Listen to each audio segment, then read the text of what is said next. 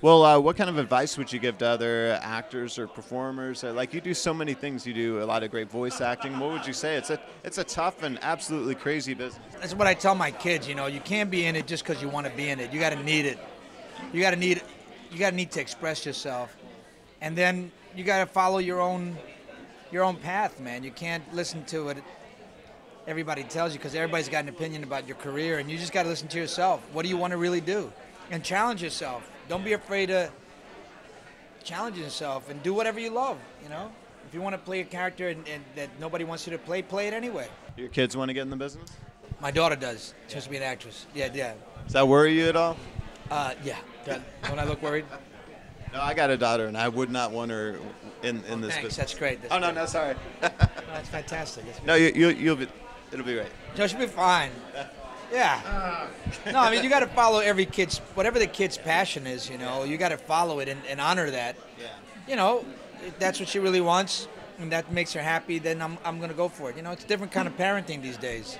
Kids don't have to do what you want them to do. You got to do what they want to do. Yeah. And they know so much, and actually the movie touches on that. There's I think social media brings a whole new sense of knowledge of what's going on out there with kids. I think social media brings a lot of great things and a lot of ills. I mean, you know, posting, you know, as attractive as your privates may be to you, you can't be posting them. You know, you just can't.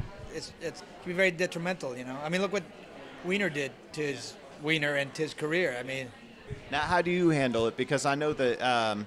You know, it's sort of like in the movie touches on, like when people say negative things that, you know, they're just probably trolls in a basement somewhere. But do you just brush it off, or? You know? Yeah, you know, Googling yourself is the most dangerous thing on earth. You know, people go, you ever Google yourself? I go, no, and why would I? And then all of a sudden one night I had too much time and I Googled myself, and it was open Pandora's box. The first 100 tweets or Google messages were incredible. Then after that, it was hell. Some people, you know, will say, because they're anonymous. Yeah. They all of a sudden get this weird courage that they could say things that they, you know, very, very, very hurtful things. So I stopped doing that nonsense. Now I'm okay with it. Yeah. And don't get political. Holy cow.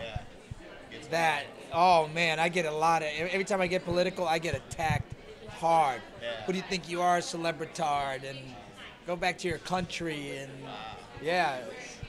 It gets harsh, but you know, now I know if I want to get political, there's going to be, you know, repercussions, and I got to man up. Yeah. Well, last thing we want to ask you for the Drew Pearson show, we always ask people their Hail Mary moment where they just had to, you know, Drew Pearson famous to cut the Hail Mary pass, where you just kind of had to go for it and it worked out for you. I've had a lot of those moments, man. I guess the biggest one was, I mean, Ghetto Clown was like that for me, man. I mean, I took myself out of the business for a while. You know, I stopped doing movies. I put everything I had into this thing, and I just went out there and did it, and it brought me a lot of joy, man. But it was you know, I paid a price, but it was beautiful.